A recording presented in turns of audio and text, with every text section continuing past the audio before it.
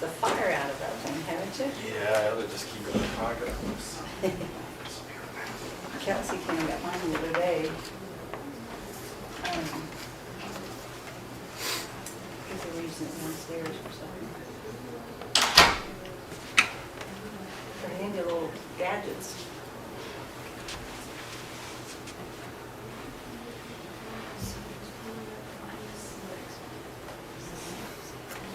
So we cleaned up after Saturday. Saturday, but we left all of our stuff in there. We'll have to go back Yeah. and get all of our, I mean, whatever Oh, here also. we were just a little tired. Not bad. It's a long day. Couldn't eat. And then Shayla, Sunday, she's so sick. Oh, really? I mean, she's had her COVID shots. I just think it's just regular flu, but she just, summer cold or whatever. But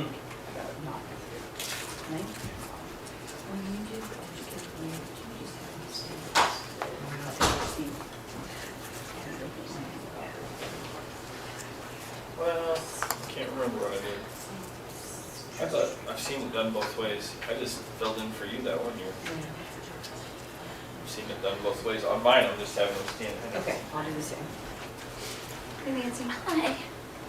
I'll do the same.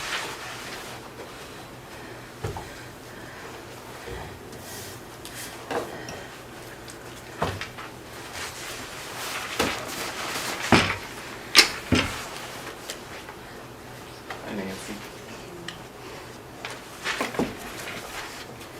That's for shares need to be pulled separate on the miscellaneous personnel.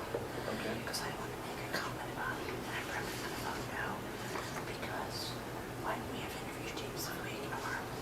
So I just want to tell you, okay. I'm pulling it down from the discussion. Okay. And I'm going to vote no. Okay. I don't even know the woman, but I just know that we shouldn't disregard people who work with her and make a different recommendation. So that's my justification.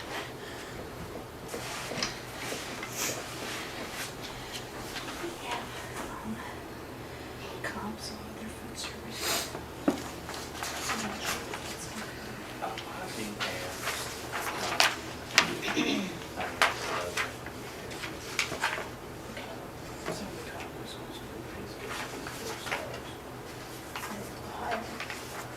Most of the first two stars. Most of the first stars. Osages. That they cheapers and So the Desi house is like a church. I mean, I don't know. I thought you said, yeah, I thought you said take care of There's it. some of them. It's going to run out. That's your Dodge is still way better than the scale. Yeah. Yeah. I understand that.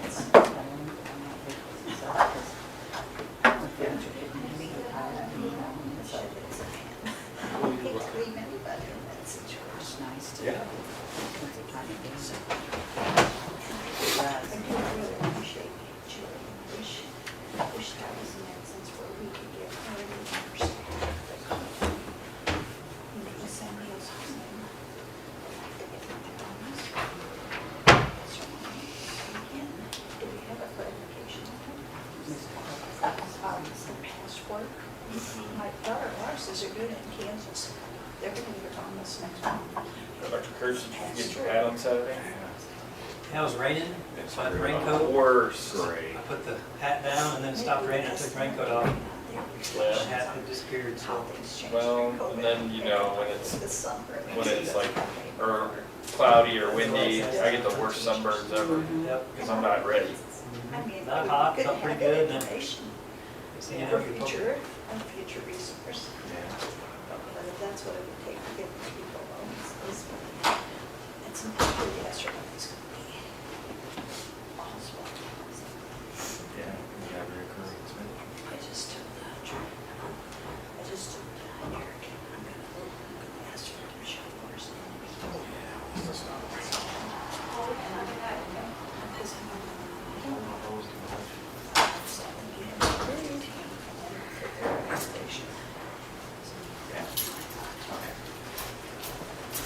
That's good. Good. Hi, Brian. Morning.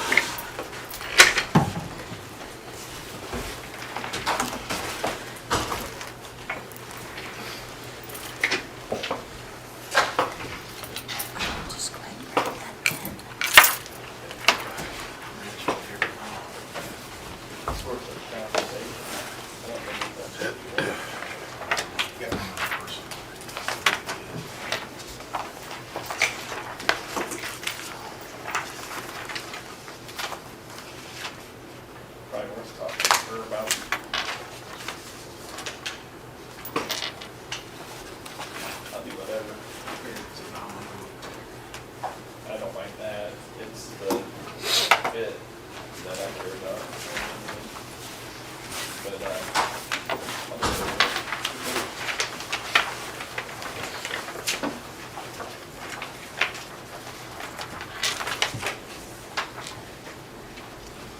My grandson from Kansas came over yesterday. oh, awesome. So they're putting, they put in pot lines. So they're running it for the first time this morning. So I'm expecting pictures any minute because he doesn't get to do stuff like that usually.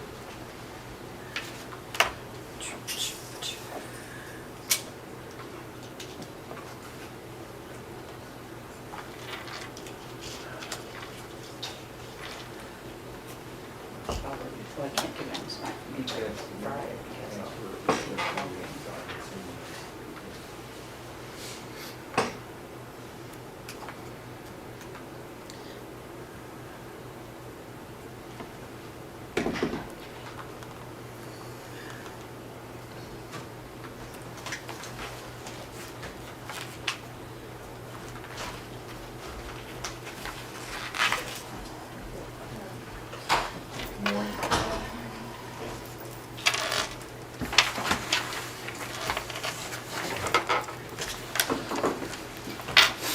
Does anything else copy, but I have a 2:30 to 3 o'clock Zoom on my calendar. Lori? Tuesday, With food. I even called MSBA this morning and said, do I have a call with, because that's where most of mine come Yeah. from. But I don't have anything. I have, like, you know, my friends, my family, school, I don't know. It's just like, oh, that, Like I'm my husband always says I write I'm too sure perfectly they're good good notes. kids. No, he's right. Well, I hate it when he's right. I so know. I've had that happen before.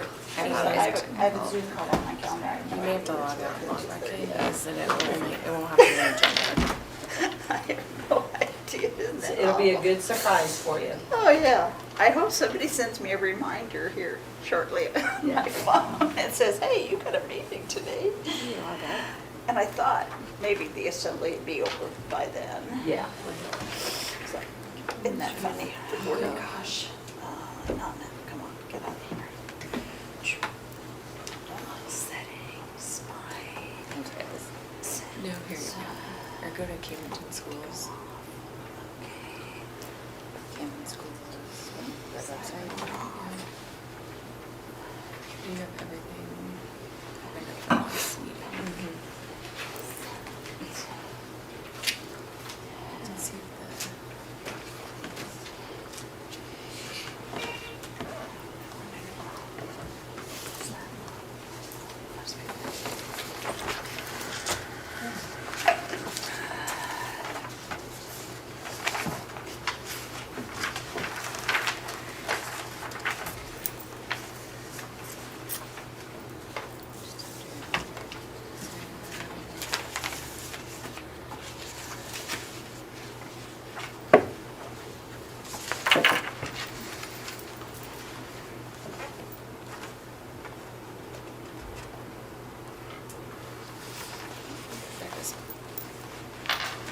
All right.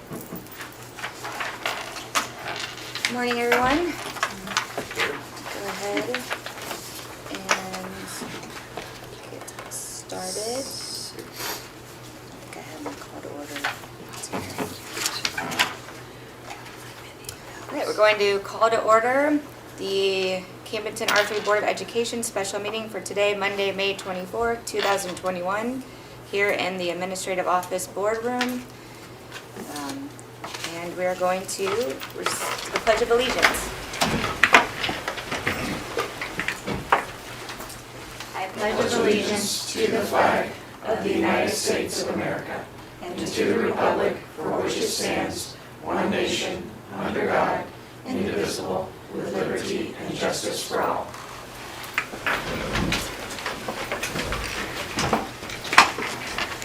Right. Do we have a motion to approve the agenda for today? So moved. Second. All in favor? Aye. Aye. Okay. We don't have any public comments on this one. Do we want to open it up just anyway for that? To the discretion of the board. Do we want to allow anybody from the public? We also have our athletic director that might want to speak to things as well, unless you're going, you're on there, okay. Do we have anyone that's interested in doing public comment? Or we do, okay. Do we want to open up public comment? Yep. I overlooked that, I apologize, on the agenda. Okay, so a motion to approve public comments added to the agenda? Okay. So motion. Second? Second. Favor? All in favor? Aye. Okay.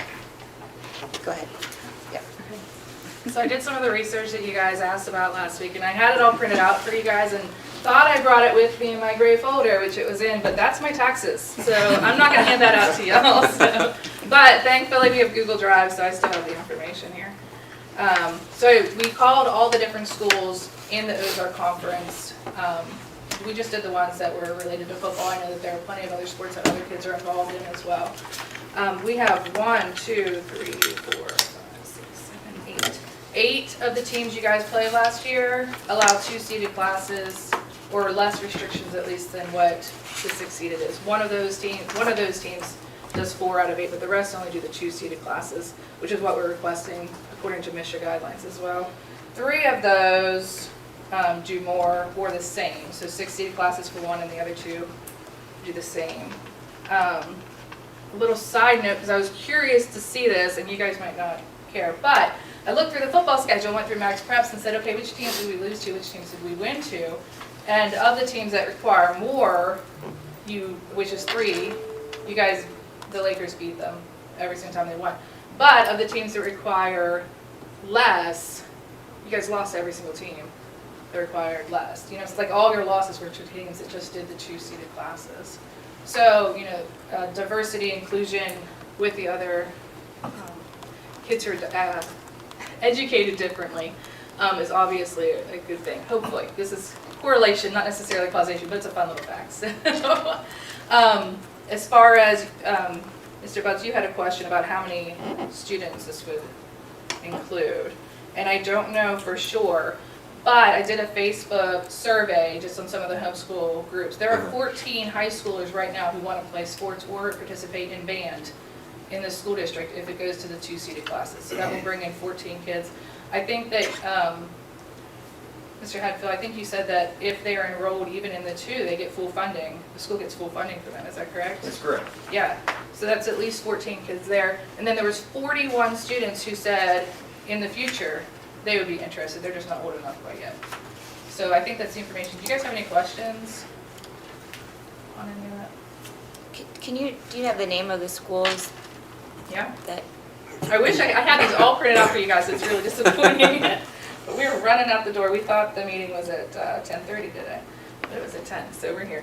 Kickapoo is one that does just the 2-seated. They actually do 1 credit. They have a block scheduling, so it's only 1 class per thing. West Plains, 2-seated classes. Bolivar does 4 out of 8.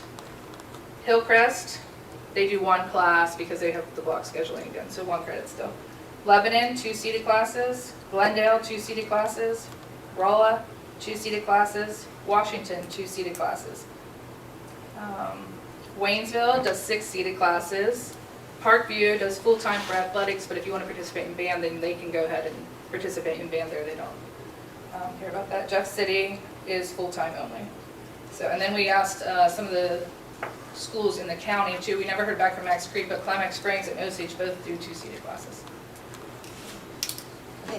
okay, thank you for the information.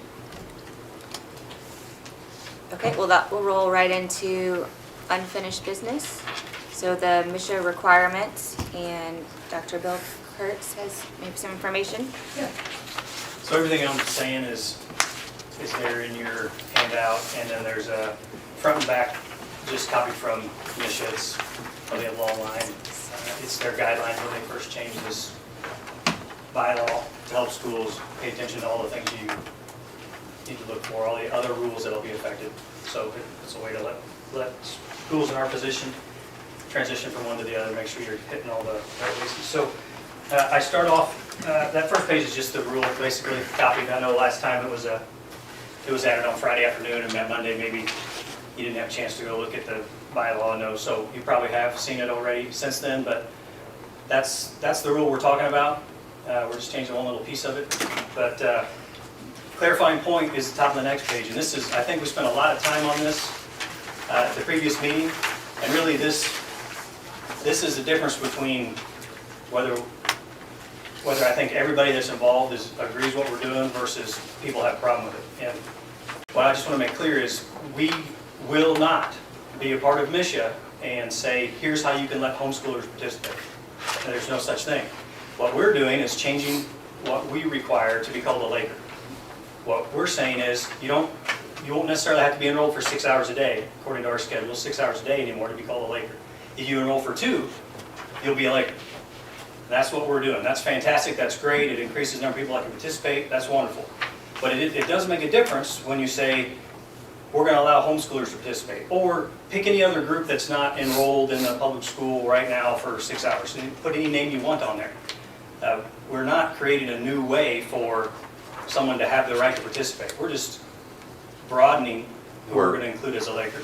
So that makes it pretty simple for most coaches. The second piece that I was asked to report on was coaches' feedback, so we'll get to that later. And some of the comments from coaches are easily taken care of when we talk about it that way.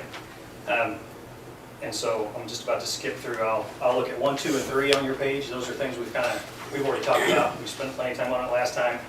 Academic requirement is the same. This won't water down what we're doing. A homeschool student, a student can't leave the public school and then become homeschool and do nothing all day and still be able to play ball. We'll make sure that doesn't happen. The state tells us to make sure that doesn't happen, so there's no concern there. It does enlarge the pool of students. Number 3 kind of takes care of a concern on number 1.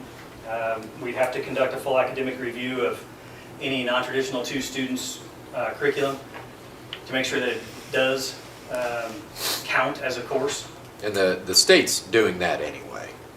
Am I correct? You have to meet guidelines. There are guidelines. There's so many hours that you have to meet. I think it's 1,000 hours. 600 have to be in core credits. But again, there is a piece on that too that you're going to have to be careful because Missouri state statute does state that you, as a school body, because you're dealing with homeschoolers and public school, like our curriculum doesn't necessarily have to line up with what y'all's is, and you can't necessarily tell homeschoolers what curriculum to use. Does that make sense? Like there is a state statute with that. That'll have to be it's going to be a blurry line a little bit. Yeah, but we need to, and the state already does to some capacity, make sure that, they're not coming to school for 2 hours and then going home and doing nothing, or, considering. What you're talking about is the student, and like the blurry line here is the student being educated, and are we being responsible to them with this public school or this schooling requirement? Right. This is for the privilege of playing sports. So it's different. Yeah, but essentially what I'm asking is there shouldn't be any people that are homeschooling for, basically what we are proposing to do is children will still, their primary institution of attendance will be Camdenton. They will still be Lakers, Camdenton Lakers. They will just choose to acquire a portion of their education outside of our school. But I mean, they're still going to be Lakers. They're still going to attend Camdenton. Otherwise, it won't do anyone any good if we don't, basically consider that's what has to be required, or else MSHA says they can't play sports regardless of what our policy is. Right. Is this a MSHA thing that's right here, this 3A? 3A, yeah. Okay. Yeah, that's back on the first page. I didn't put it in quotes, but I just stole it from the Bible. Okay. Anyway, basically where I'm going with that is if someone is legitimately homeschooling their children, and I can tell you are, it shouldn't be an Right. Nancy, If- you know, if somebody, you know, is just wanting their kids to come play soccer, and, you know, so they make them go here 2 hours a day and then go home and, you know, say fishing is, you know, they fish all day and that's their education, you know, that's, that's not gonna fly, but, you know. Unless it's a like I said, mission sport. Yeah, unless, I mean, fishing might be one. and we do have a fishing team. Yeah, like rodeo, agriculture's big. Were you trying to make a point? Yeah, and I just wanted to clarify, so, you know, you talked about curriculum, because we've always had this discussion. So you all don't have to use the same curriculum, meaning like the same book or the same syllabus or whatever. But are, like your homeschool courses, are they meet, like, I'll just throw out American history. I don't even know if that's a credit we do. But do you have, though, the same standards that a student taking American history have to know, you know these things? So that's kind of the way our curriculum on campus is set up. You know, we're going to teach these things during American history. So your curriculum will kind of use those same standards of they need to know the Constitution and when this was whatever. Am I What do the other interpreting that schools do correctly? for- So curriculum isn't, you don't have to use the same book, but you do have to kind of meet a standard for teaching American history. Do you see what I'm saying? Yeah, each curriculum has a different syllabus. Now, if you were to go through, I mean, homeschool curriculum, I mean, you can get a book this thick and go through it and flip through, and there's like several curriculum on each page. Okay. So all homeschoolers are going to be using different curriculum. It depends on what they do. Right. I personally use an online curriculum. It self-grades it. It does it on its own. These guys are in U.S. government and civics. Yeah, so they're doing constitutional stuff. Now, if you're asking if we teach to the test, we don't do that. Homeschoolers in general don't teach to a test. So it might not be like you have to learn this, this, and this. They might learn a plethora of other things Right. on top of those. Does that make sense? Yeah. So, and there are different styles of homeschooling as well. There's, you know, Charlotte Mason style, there's eclectic, there's classical. So it just depends on how people are doing. There's living books. Each homeschooler sets up their school differently to how they do it.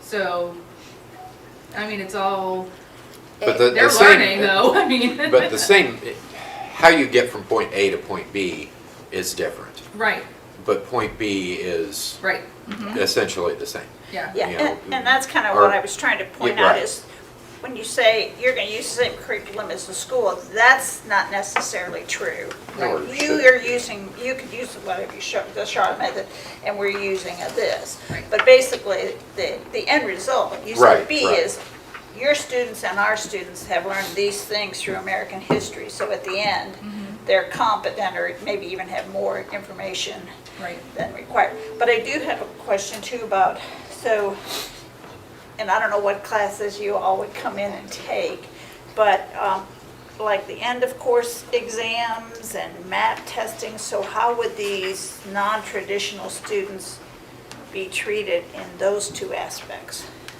We have the option of requiring they take those tests or not.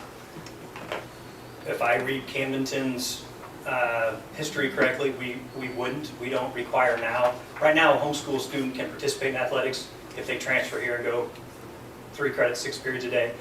And to count that homeschool curriculum from the semester before to make sure they're academically eligible like every other student, we have them take the final for whatever course they earn. So they take the Algebra 1 final. If their curriculum says they passed Algebra 1, they take the final, they pass it.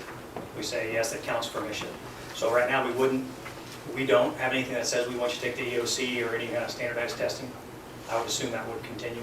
Okay, and math testing won't require us to, So Offer those students. DESE has gotten a little bit more stringent.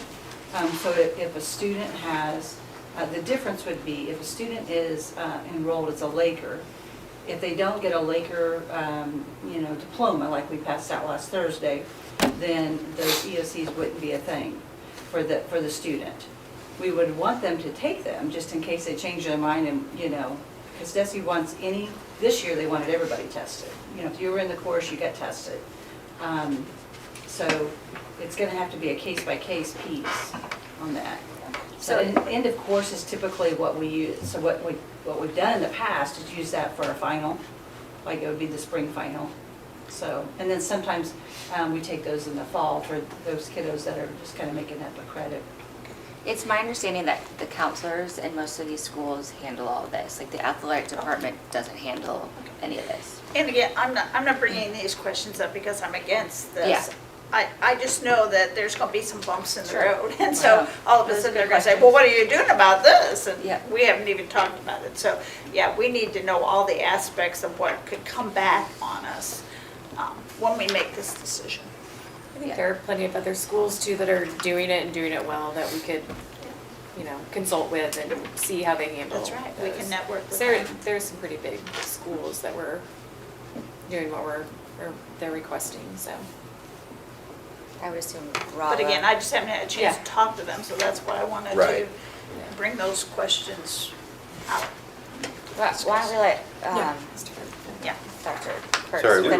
we really cut you off, Sorry. kind of took over. Can didn't you we? tell me where we are? If you want the information, you get it however you like. No, it's We're fine. on number 4 now on that second page. Okay. So we kind of beat around this a little bit, but I'll just say it directly here on number 4, that lowering the enrollment requirement will just mean a little bit of change of culture, right? We got to stop thinking of a Laker as somebody who spends the majority of their day here. We've got some of these situations now where we've got someone coming from the school of the Osage or Max Creek, and they come over and they're in our LCTC for a couple hours a day or three-hour block, and they're still an Indian. They go back there and they're still an Indian. They're not treated like a trader or someone that goes to the Camden or whatever. And what we need to know as a student body is when someone comes here and they're here for 2 hours a day, if we change this requirement, then they're a Laker. So that's kind of the same thing I started with. And then part B, this would be something that we have no control over, but something that I think the push from the community is telling us is wanted, that parents also will have a change in culture, that I don't want my student to come and participate because my kid should get to play tennis. We want to be a Laker. We want to represent the team. We want to put Camdenton's name on the front of our jersey, and we want to go out there and represent our school. And not, I'm sending my kid to Billy Kurtz's school for vegetable gardens, and since I live in the district, I get to play football. I think it's real easy for us all to get together and be proud to represent Camden Lakers. And with that culture change, I think a lot of the problems that a coach would have, or that's generally talked about when this comes up in MSHA, goes away, because what's generally talked about in MSHA is a dual requirement, that these students have to sit in class all day, they have to do what their teacher tells them, everybody has to meet this same standard on Algebra 1 test, et cetera, and then if you just show up after school and you don't know how to handle your coach because you haven't learned how to behave all day long or whatever, think of the worst case possible or the best case possible. But all that stuff kind of goes away when we change the way we're looking about it, which is just, we want to be like, not I want what I want and I also want what you have kind of situation. I don't think that's something that we would have to worry about. C, one. But can I stop you real quick? Yeah. So you're saying that comes up as a concern, but that's not necessarily a concern of yours? Yeah, I don't think it should be a concern. I think Okay. it stops being a concern when we change the way we think about it. Okay. Because frankly, what I don't think anybody gets to see unless you've been an athletic director or a head coach is you can win all the games in the world. You can lose all the games in the world and all the kids love you. Whatever situation you pick, you have parents coming and telling you how horrible you are and what a terrible thing you've done for their kid, now you've ruined their life. And that doesn't happen often, but it just takes someone that cares about kids one time to hear that. And when it comes to homeschool, participating in middle school or participating in public school, normally what a coach hears is someone that's angry, not somebody who's asking a question. I get those calls with nice, polite people that ask questions. When a coach hears about it, they hear from someone who's angry because their kid doesn't get to play. And so they hear, I don't want my kid in your stupid school with all your drugs and with all your whatever, pick the horriblest thing you can think of that they're concerned their kids would be subjected to. And then they talk to the coach about how horrible the world is because their kid can't play football or can't play tennis or join the golf team. So I think it's very easy to see how coaches see one view of it. And when we get to the end, you'll see it, even that being true, the coach's feedback was not overwhelmingly negative at all. It was the opposite. So Okay, so you're just proposing potential concerns, not necessarily these aren't yeah, yours these are all concerns. just Okay. things that have come up and things, when you asked me to do it, you said bullet Yes. points on things. I just wanted to for, clarify against. that. It was a little, it Yeah. sounded like it was your opinion. Yeah, hopefully none of this is my opinion. Okay. You're just I just wanted presenting to- your Yep, Okay, knowledge yep. okay, thank you. and all sides of it. I hope. Okay. Yep. Yeah. Thank you. Part C, one thing that was voiced was, we don't want to do anything that ends up bad for the students. So I don't think even the things that might scare me about this situation needs to end up bad for any students. I think what's important is to know that the reason extracurricular activities benefit students, according to the research, is that they bond with the school. They have interactions that either stress them out crazily, or it's super exciting, or it's horribly depressing, and then super high. You know, what happens in extracurricular activities that bonds them with the school, and so they feel like they owe the school something, and they feel like they own the school also. And so the only negative thing that could come out of it is if we don't push that. If we have students that come for a couple periods a day and they feel disconnected. And so we brought them in with a big group of students and they feel like outsiders. And so that's not a reason not to do it. That's a reason to pay attention that could happen. And if we have something in place to kind of track that a little bit, then we could put things in place to correct it. Like the band, for example. I don't think they could come to 1 hour of school and be in the marching band during marching band season. The stuff that they do, the time that they spend together, there's a bond. Holy cow, just you can see it, you don't have to be a part of it to see it. I don't think there'd be a problem there, but we should have things in place where we can see why that happens. What kind of activities? Is it just the time spent outside of the classroom, or is it certain types of activities? And that we could do for, for example, the football team if it wasn't happening there. So that's something that I think we should be aware of so that we can deal with it if we needed to in the future. And then D, I think we talked a little bit about earlier, right after the meeting last week, an important concern that everyone should be aware of is that if we're required to do an academic review, then it's a concern of parents who are homeschooling that I don't want people telling me what I should and shouldn't be doing with my curriculum. So that'll be a weird balance there, because the school wouldn't say, even if, following Mish's rule, they wouldn't say you have to teach this. But they might say, here's 25 standards that you have to complete to get credit for Algebra 1, according to the state, and according to Camden's school. And you're teaching 5 of them. If we adopt a policy, we want to know, are we going to say you need to have 80% of the standards covered? Do you need to say you need to master 60% of the standards? That's what we call passing. Some of the things listed on your mission list there give you all kinds of different options. Are you going to adopt the school's grade scale? Are you going to pass, fail? Are you going to whatever? We need to make sure we understand what those aspects are and then just address them. What we don't want to do is pretend like it doesn't exist and then have 1,000 questions come up in the middle of a fall season where we have to say, I guess we didn't do that right, you're no longer eligible. I don't want to be a part of that. Where does Misha outline that? Is that in this document? That front page document, it's just, Okay. yeah, and that is absolutely not telling you what to do. It's saying, hey, make sure you thought of all this. Okay. So some of that is the EOC testing, some of it is your school going to require homeschools or anybody that participates to follow your grade scale, things like that. So where does it say what we're supposed to have to do? It doesn't. It Okay. doesn't tell you what you're supposed to do. It tells you to think about it and come up with your That own. would be kind of where we can lean on some other districts to kind of see what they do. There's a ton of good examples. There's a lot of bad examples, there's Right. a lot of really good examples. Yeah, I don't think it'll be a problem, it's just, We have to think about we those need to things. know. We need to yeah. outline it. Yeah, I'm just throwing all the information to you, so you know if it takes 2 weeks instead of a day, that's why. Okay. And then 5, that's coaches' feedback. We've got more than 23 programs, we've got a couple repeat coaches and that sort of thing. So 23 unique answers there. Over half of them did not really have an opinion. Didn't say one way or the other. 10 of those were by email, I didn't get to them in person, and nothing. Almost twice as many were for it than were against it. You can see some of the comments. I've included all the comments that I got. I didn't quote them because I talked to a lot of those coaches in person and didn't take notes while I was talking to them. But some concerns there about culture, some concern that I think there was one that was like, that was, like I mentioned before, they've heard some negative comments because parents only talk to them when they're mad about that particular topic, and their response is, school's not good enough for them, then why are they here? Why would they want to come anyway? But the everybody else's comments were kind of like, here's where I'm standing kind of thing. I don't think it was real negative against it. But didn't And you that- think, oh, go ahead. And that might be isolated feedback. Yeah, absolutely. Like I said, Like it's you only don't one. squeaky people that are complaining while you might have 100 other homeschool parents that wouldn't Yeah. approach it that way. Yeah, very I'm good. thinking like with the students, I think most students are gonna be really accepting of that. I don't think that's gonna really hurt the culture with them. Maybe it's the adults that, Yeah, yeah, and just Read it anecdotally, different. and this is personal opinion, in 7th grade, everybody comes here, or back in the day they did, the hurricane deck, the Osage, they all showed up here. We got a lot of new people, and we got a lot of, well, I shouldn't say a lot, but that's when you'd see homeschool students join, because they wanted to play ball. And I don't see anything that I would exclude people. I think it's, I we're would- here and we're going. I'd like to point out that my student started this year, and I pulled him out of 7th grade math and had him do homeschool math, and it was as easy as just, he wasn't playing a sport for the school. But it was easy as saying, my kid is not doing 7th grade math, that we're doing our own. Sign the sheet, you're done. That was it. Yeah.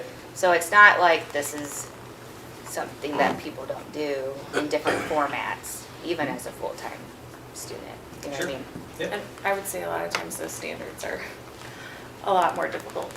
Cause I'm in the same boat with Yeah. pulling one from, There's a few. There's many Yeah. in our 7th grader class. so I wouldn't be concerned about your standards meeting state standards, you know. And the important thing there is that I wouldn't want to make a policy that says, look at these nice people, let's not worry about it. We want to make a policy now that works, that's for everybody, Sure. Right, and they'll be fine with it. you know, right, because people they're who are they're doing the gonna know job that will- they're gonna Yeah. meet those, yep. Yeah, it's really, like everything we do, you almost go to the one that's going to abuse it to make sure they can't abuse it. And then Okay. hopefully you're working. I did reach out to the band directors, and they didn't see any problem either with it. So I don't know if you heard back from them or not. Yep, sure did. Thank you. Yep, I only asked one though, Okay. one answer I want to get. I want to point out another bump that might happen. So we changed this policy, and it's kind of directed so, because we've been asked to consider homeschool athletes, but will this also open it up to, and will it be allowed, I guess, in the policy? Oh, you have a Spanish club. My daughter would like to be in that Spanish club. So will this policy open up all extracurricular activities? Yeah, Okay. all Misha I mean, we activities. need Now, to make Spanish sure Club the wouldn't be- policy says that, so we know how to act. And really, have to be a Spanish Misha. club, those kind of things, they'd be in them now. Okay. If they come to our school for an hour a day, it's the last hour, and we let them stay there and be in Spanish club, that's fine. Yeah, Okay. It's Misha getting, guidelines are different, Okay. or more. So Right, last thing, Because anybody can go to do things at LCTC and different, I mean, yeah.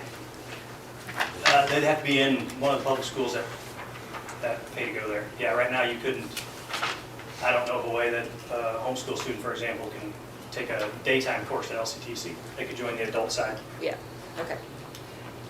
So last thing I've got is 6. This is really assuming if someone makes a motion at the end of this report, the things that I think we need to do, and I really listed these so you know this is what I think I would be doing, and if you see something else, we need to add to it. But determine who's going to conduct any academic reviews. That's a little selfish, yeah, the taxpayers will be happy to know I'm busy, that's great. But also, I wouldn't want to be in the position of approving a 6'6" basketball player's homeschool curriculum, and I'll tell my 5'8" guy next to him approving it. I don't really care if he can, I don't want people to think that of the athletic department, whether I'm in it or somebody else is doing it. So what department's going to do that, and then how we're going to do it. Timeline for outside courses, one thing that would be frustrating if I was homeschooling my children is hearing all these rules, and one of the rules that Misha has, public school students in Camdenton right now might be able to finish work in August.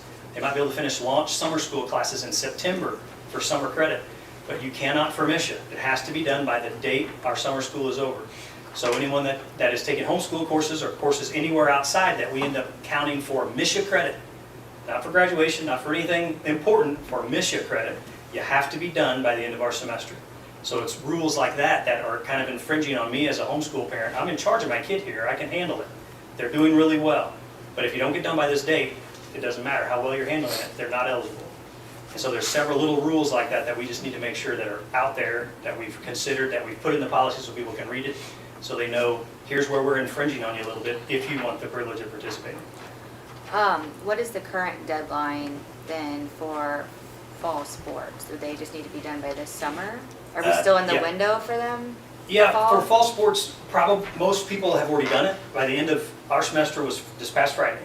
So by that date, If you have 3 credits earned, you're eligible. Since the summer separates spring and fall semesters, we can also earn up to 1 credit in the summer to count for eligibility. Okay. For graduation, take all the credits you want, but for MISHA, you can only earn a credit during the summer.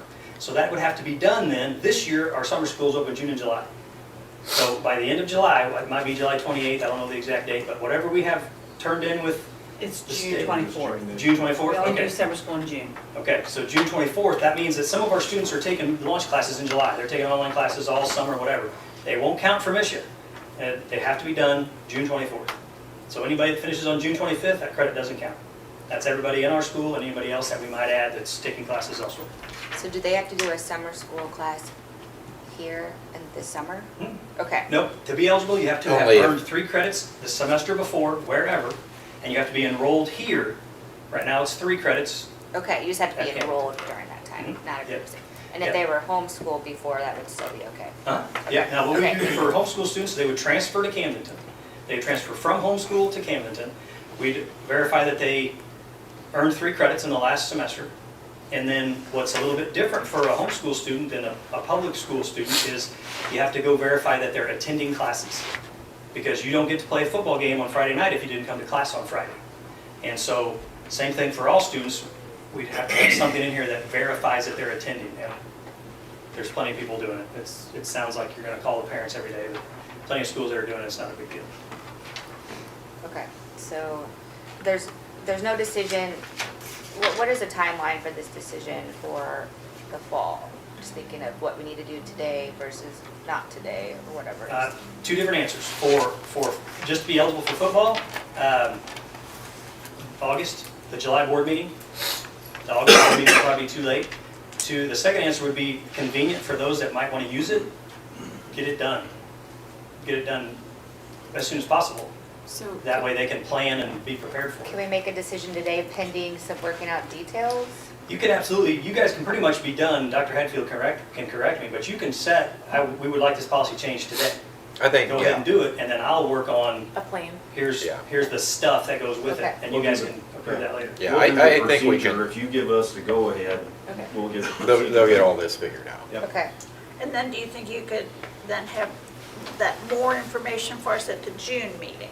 So, we could then look at it, what you've discovered, how maybe other schools do the attendance, Yeah, how other like- schools, who do they have the academic reviews? I bet it is counselors. But maybe you could investigate that and say, other schools do it this way, so I'm recommending counselors do the Yeah, academic. yeah, we've got Anyway, a lot bring of that that in. information to us in June, to us to look at and say, oh yeah, that's good.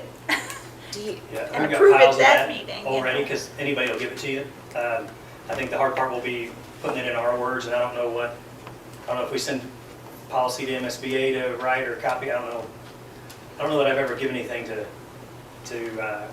make a board policy, but for our administrative procedure, we can do that. The hard part's gonna be things like the drug testing policy. You guys may have to approve a couple things, in June, and maybe let's redo it in July, because we can't have a drug testing policy that pretends to treat everybody the same, and then when we come in and test people at 10 a.m., and we have a group of students that only attend from 1 to 3, well then we shouldn't be testing at 10 a.m. because we're never going to test those students. So then you change it to 2 o'clock, well that's no good because we know that these 25 kids are always going to be at LCTC, or they're going to be out at GoCaps, or they're going to be gone for ball games or whatever. So that'll be something that we'll have to do something a little weird. We may have to set up twice a month where anybody that's not in the school building will be available to come in. They come in and do their work for an hour with us. And if we happen to pick them randomly for their drug testing, then we test them, and if not, then we don't. But it's not as simple as, hey, we called you for drug testing, so drive up here.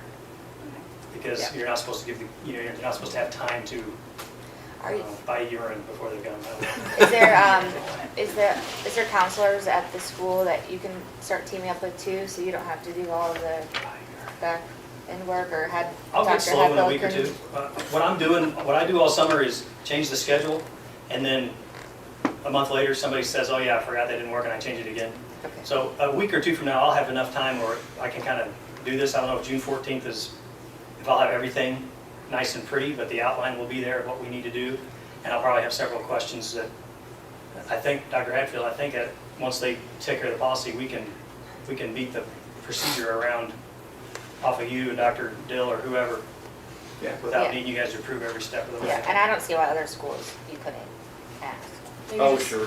Like a preliminary report in June and then finalize in July. Yeah, and it's, I mean, everybody else has done it for a couple of years now. It's gonna be kind of easy to grab theirs and change their name on it. Yeah. I see why There's they several would good be ones out there. helpful. Put a Laker wave on the front of it, it's all ours. Yeah. Oh, yeah. Well, A lot of people got it figured out. Yeah, it is. after seeing all this information, hearing all this, Dr. Kurtz, I mean, you don't have to give it if you don't. Would your opinion, would your recommendation be that we change it? We change this, that we accept? As the athletic director, yeah.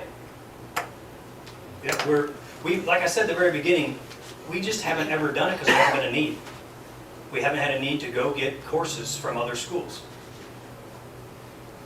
And now there's a need demonstrated, and there's people that are wanting to get courses at other locations. And if it's their home, I'm not sure that's much different than state fair. Well, then I'll make the motion. I'll make a motion to change our policy to accepting the MISA guidelines as 2 credit hours. 2 credit hours, right? Is it One credit. One credit hour. Seated in the high school. Unseated credit. One seated credit in the high school to 2 hours on campus, right? Yeah, that's the same thing. One seated credit is the way they word it, which for our schedule means 2 Two classes. seasons, 2 classes. Well, that's my motion. Did I'll your, sorry, I had one more quick question. Did your numbers correlate with what she's saying? We talked about transportation costs and such. Was 14 kids participating, or were you able to? I didn't get that many locally because I don't have, I didn't know there was a Facebook group. But what I did is looked at, Googled national trends and then tried to apply it to ours. And before hearing that information, I wouldn't have been surprised if there was 60 students, 7 through 12, that would come. But frankly, the cost is not something that I would be concerned about, because you guys tell me when to stop spending money anyway. Football would be a problem. Football will spend, we'll spend several $1,000s getting enough helmets for everybody to play. But the rest of the sports, we're not going to buy a whole lot of new equipment. Sports that we have to restrict are already restricted. We're already cutting in basketball. We're already cutting in volleyball. So I wouldn't be overly concerned about those costs. My concerns are going to roll around some of the other things, like the bus is leaving at 1. Well, we don't come to school.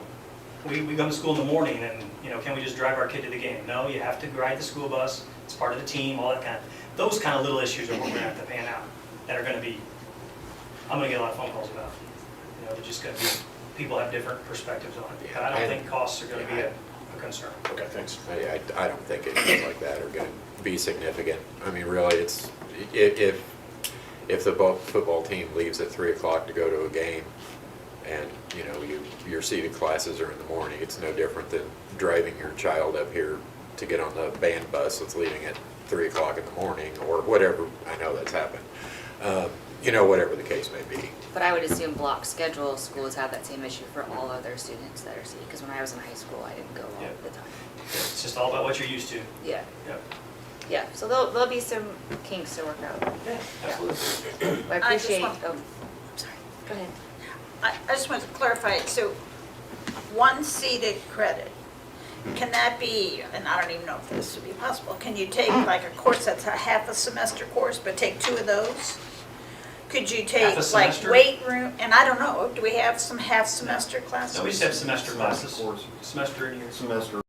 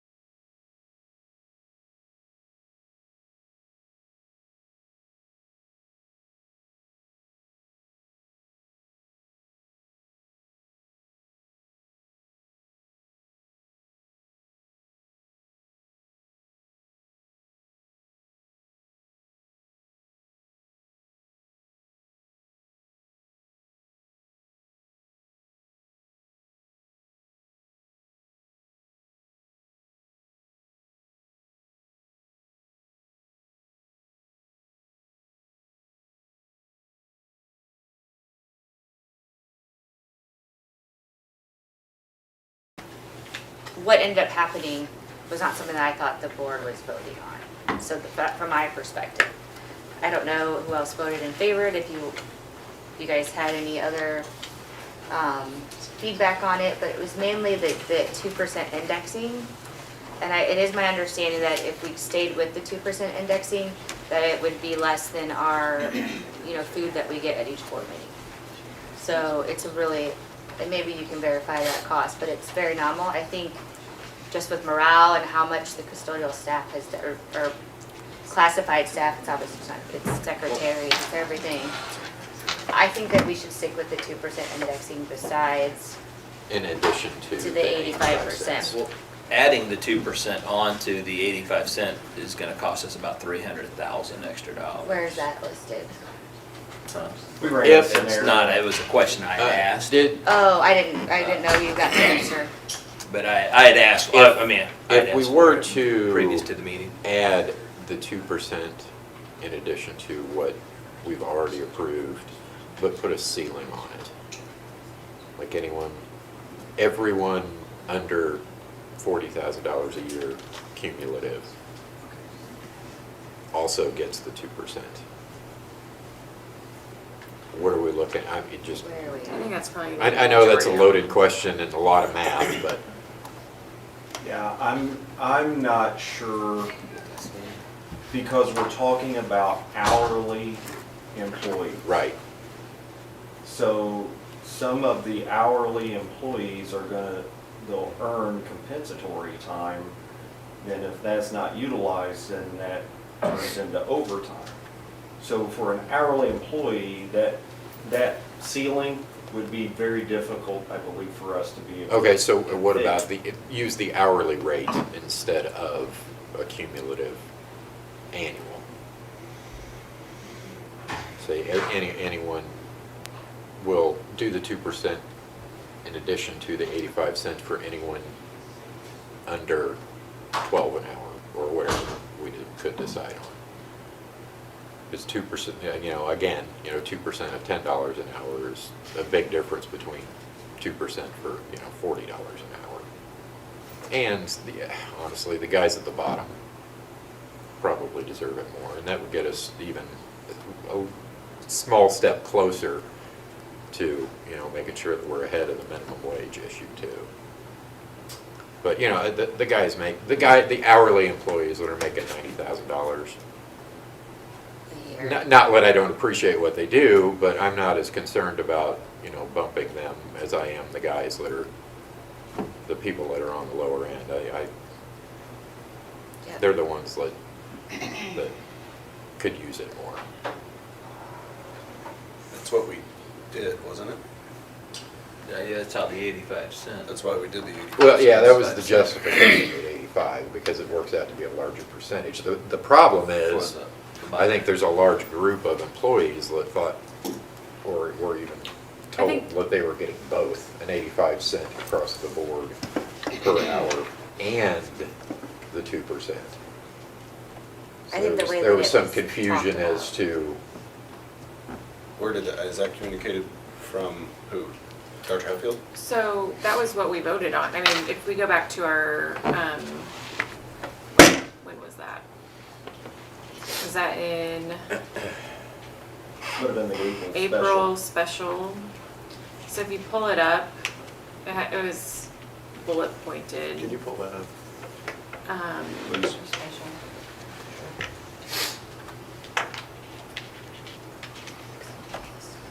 I think what was written was either or, but then we were discussing it verbally, and it came across to classifieds that we were doing both. Well, so it's presented, increased hourly, these are the bullet points, increased hourly classified rates, 85 cents per hour, continue 2% indexed hourly pay schedule. And that's where I think people were confused that that we were approving all of these. some people thought it was an and some people thought it was an or. Yeah. I actually thought it was me. I thought this was what we were, the whole thing was what we were approving.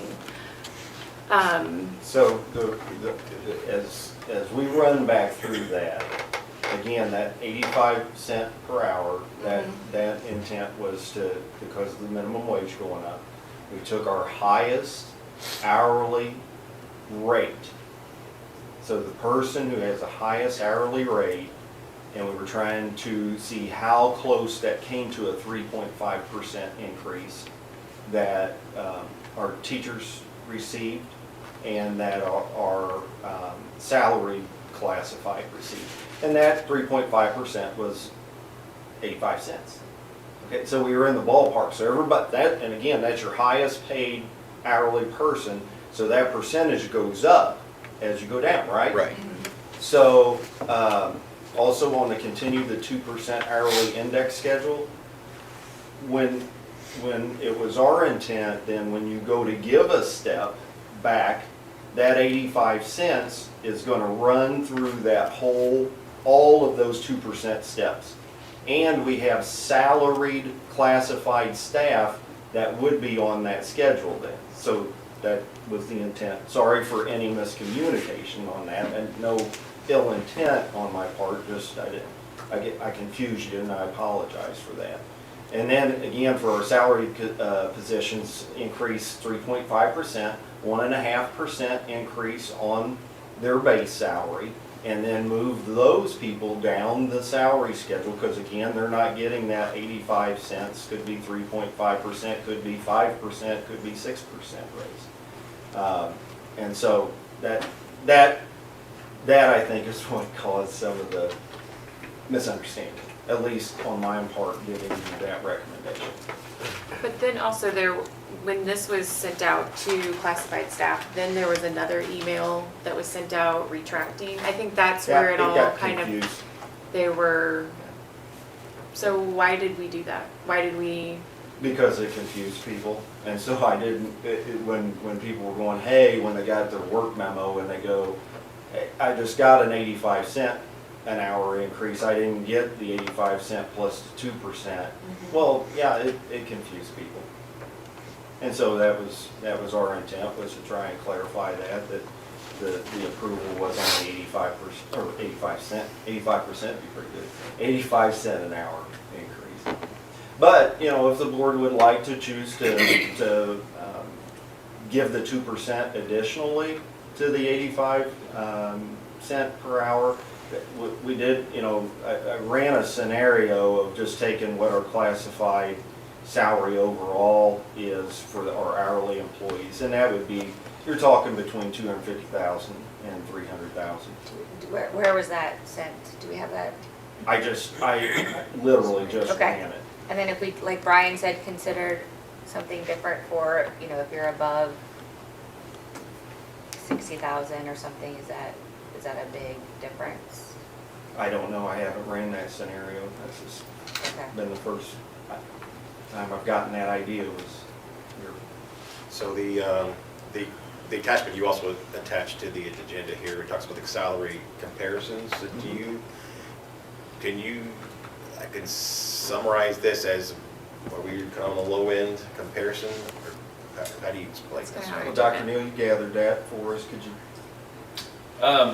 I just called our conference schools, our area schools that we usually try to compete with for employees, and you can see in those where we rate per position. Some places were better and some places were worse. And again, it's kind of where your comparison there, or kind of your starting rates there, Dr. Neal, am I right? Yeah, yes. Yeah, so again, that part of that 85 cent was in being aggressive this year and hopefully next year, that when you're looking at those starting salaries, that's what's going to get you competitive. It's not the 2% increase. Well, yeah, it's like we need an increase to the base all the way around. There you go. Especially our paras, our paras, we are,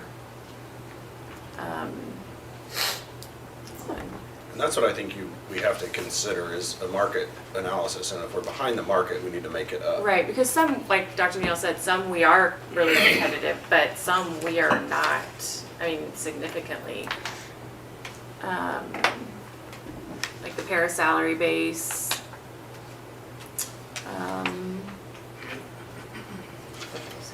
What are we paying? So- for? Looking at number 7, page 6. I was on page, well, it's all kind of broken down, so.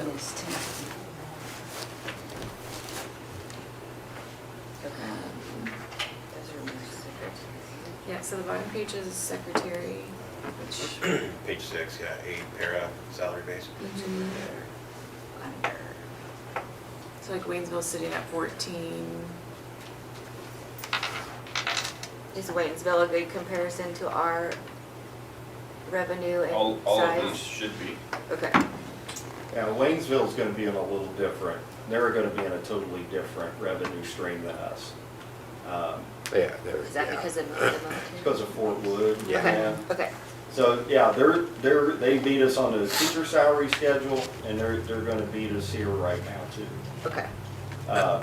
And again, you They're know, more- just kind of like I They're federal funding. proposed or would propose Got it. in the future was being aggressive on the base matches those numbers up Yeah.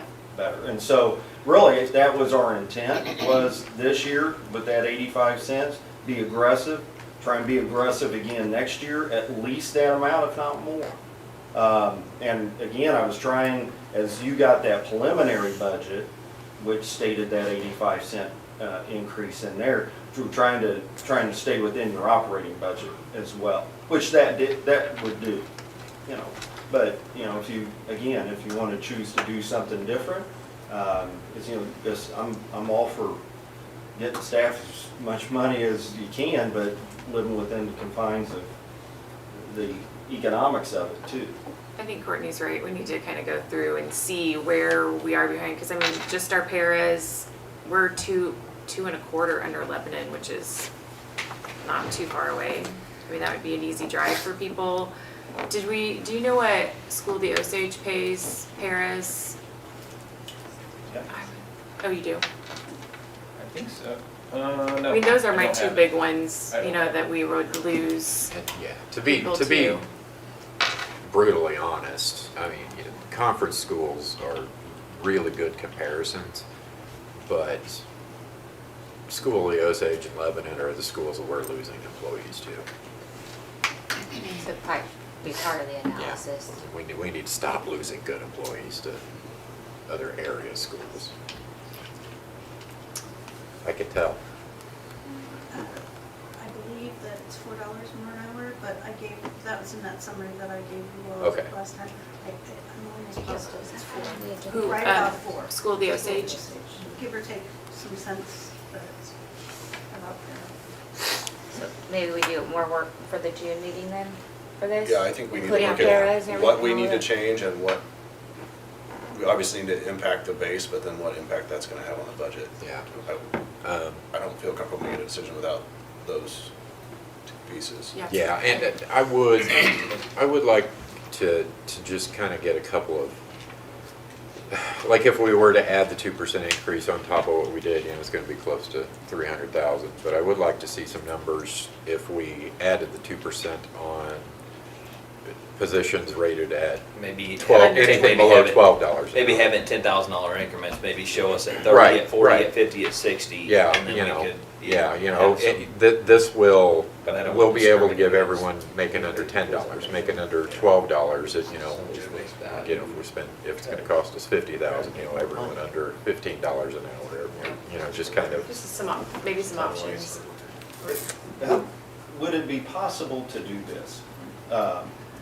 Would it be possible to get the finance committee together Yeah, so and take a look at that? Yeah. And that way, maybe that group can bring a Work session on it. recommendation back to the board.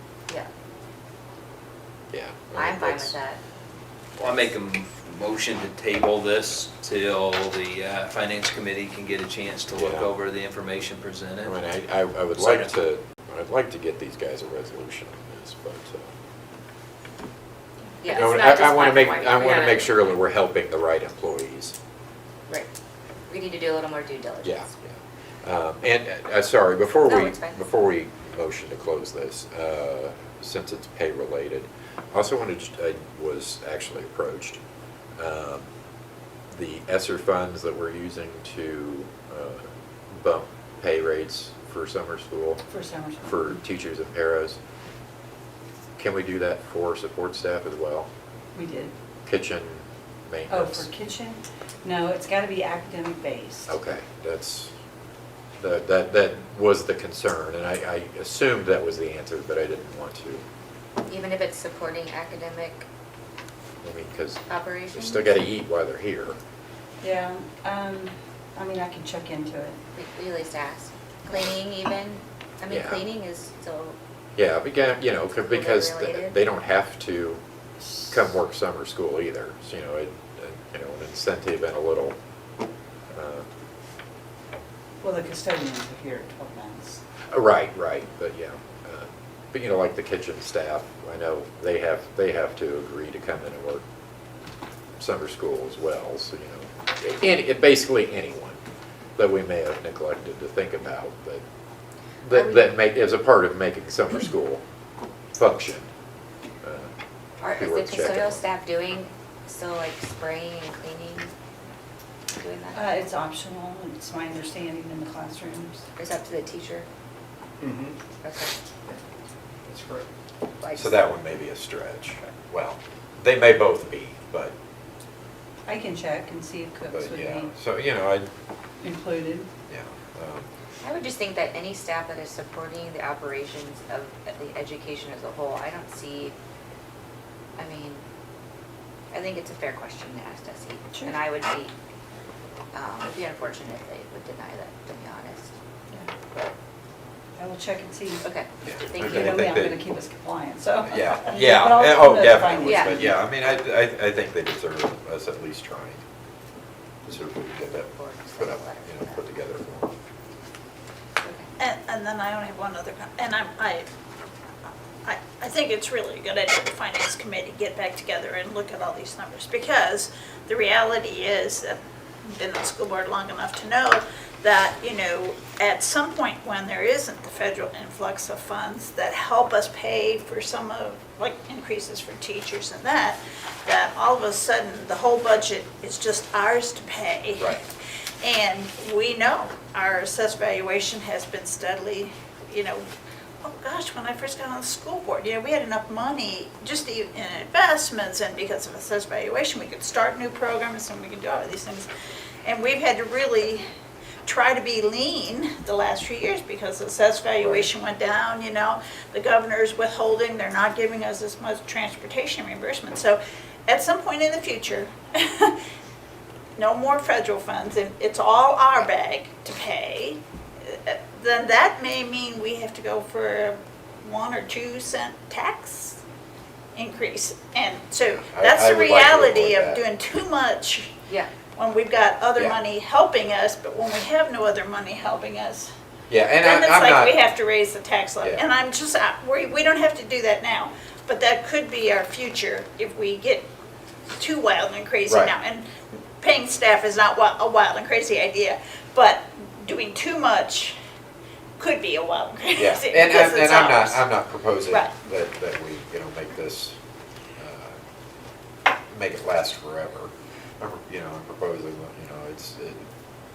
it's been a tough year, and we wound up with a lot of students that could use summer education more than probably Right, years right. in the past. And, giving the best people we have enough incentive to get in there and actually make sure these kids get caught Yeah. up. For the this summer year. teachers, that's what I'm saying is if we really start to adjust our classified pay rate scale, and Right, we have to live with that yeah. in perpetuity. And to be totally honest, if it's gonna cost us money to pay people more, I would rather use that block of money to pay the lower end more than the upper end. I understand cost of living is what it is, and it's across the board.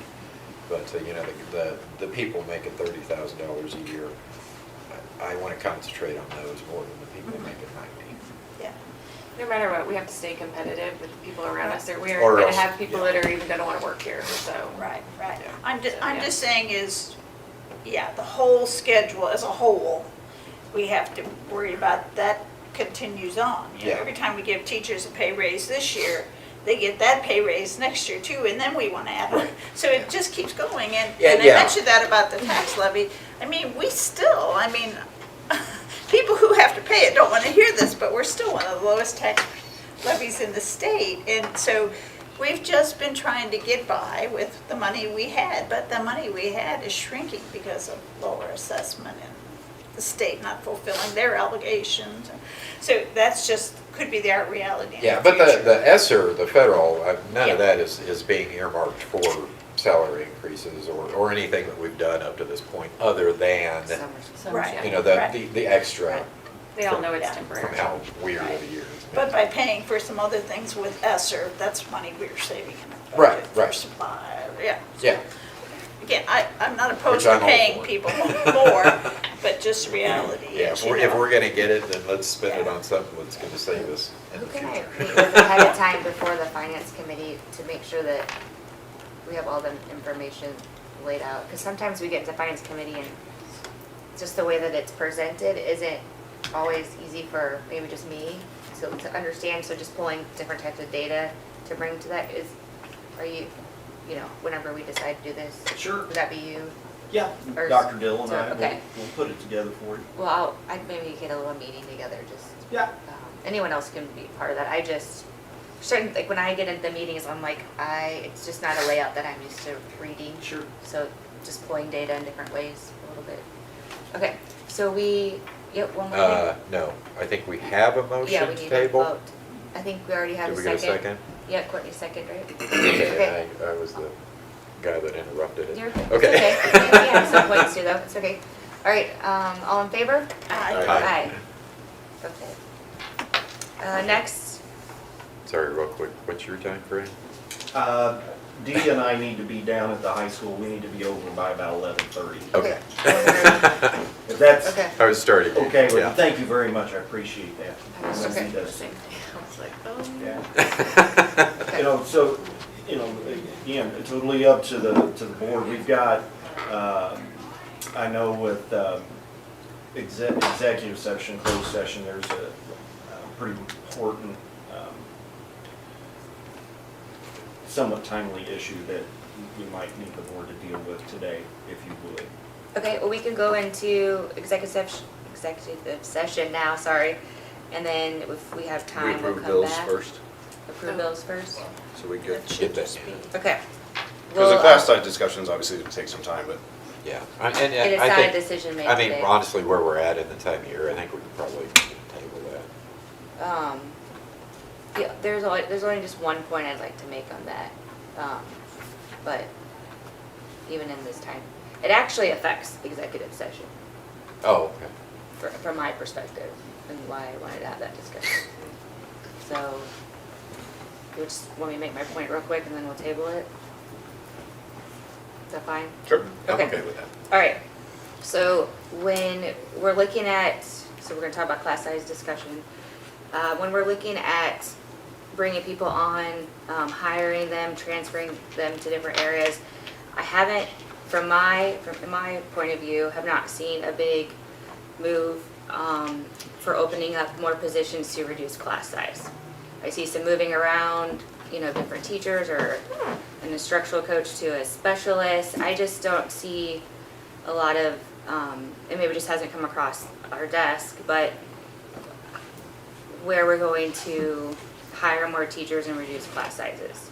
So when we're getting into these other positions or asking for assistance for other, groups, or whatever, different departments, I'm not quite sure how much further we can go with that without not making the class size reduction a priority before next year. When there's this push to hire teachers, why aren't we pushing that now? So this is something I wanted to make a point of before we go into executive session. Okay? Can I make a All right. real quick comment on that? Yeah, go ahead.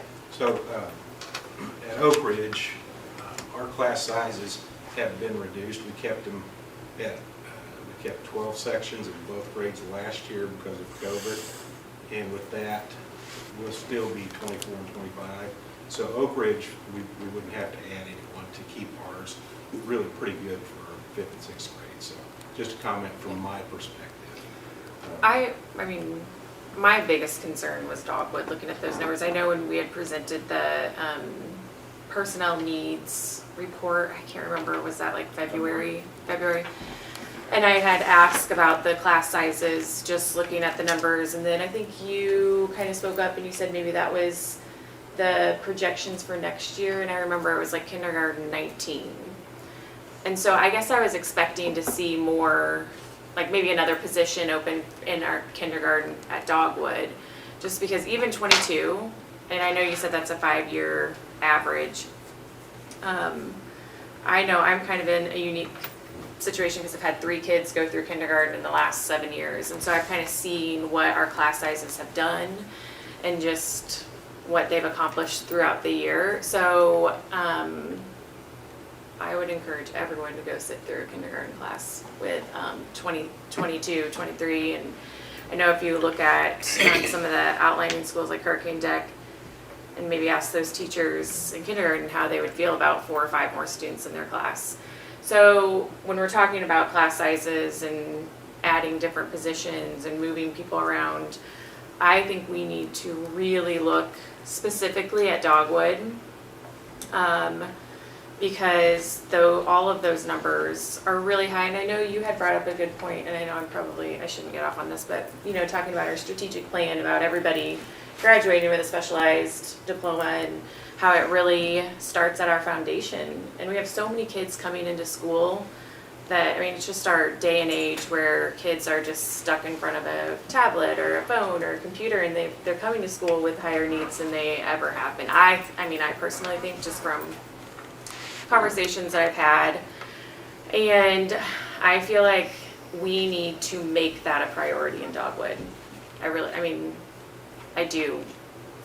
That is my spiel on class sizes in Dogwood because they're too big. It's specifically kindergarten, but so I was hoping to see more classes or more positions open up to achieve that lower class size. And do these numbers include paras? Do we factor in how many students with IEPs are in the classroom? I think a lot of those, that would be a fairly significant factor in my book. Say I know some teachers that have 22 students in the class. What if there's 4 IEP students in there? That's a little extra responsibility, a little extra duty that may affect that. Okay, let me throw out a bomb. When we built onto Hurricane Deck and Dogwood, or Osage Beach, we thought about boundaries. So you could pull kids out of Dogwood by moving the Osage Beach boundary. It's V Road now, Y Road, down to it's whatever that. Osage Beach is Y Road. Y Road. We can move it down to V Road.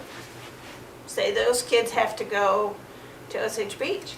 We didn't want Hurricane Deck kids to travel across the bridge, but we could save, and again, I don't know what kind of numbers this would generate. Camelot that way goes to Hurricane Deck.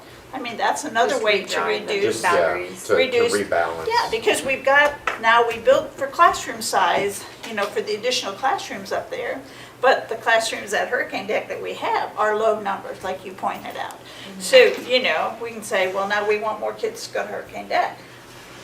That won't be popular. It wasn't even popular when we moved to. Ooh, that will not. Yeah, but that's another way to do it, because even if we add the teacher, those 2 schools have low classroom sizes, and it's because of our boundary. But in all honesty, all of our kindergarten and all of our K through 2 should look like Dogwood or not Dogwood, Hurricane Deck and Right. OBE. And We should be providing that Yeah. for everybody. Yeah. because- Shifting Yeah, it would only move the yeah. problem elsewhere. But to utilize our buildings maybe better. That should be in the But we still would consideration need more list. staff, we still add more teachers. All good points, but we're going to run out of time. Amazing. We may have to, but we don't know how many, like I say, how many kids have transferred. We're Okay, there. so we're gonna do some more, Exactly. more data collection on it, but when we're thinking about hiring, I would consider it a priority. Okay, we're gonna table that. It's just a discussion, so no motion. necessary. Approval of bills. Anybody So have any moved. questions? Okay, Second. all in favor? Aye. Aye. Move to adjourn to exec. Second. All in favor? Aye. It's roll call. Roll call. Courtney always gets me. Aye. Aye. Aye. Aye. Aye. Aye. Aye. All right, thank you. Oh, you part of it?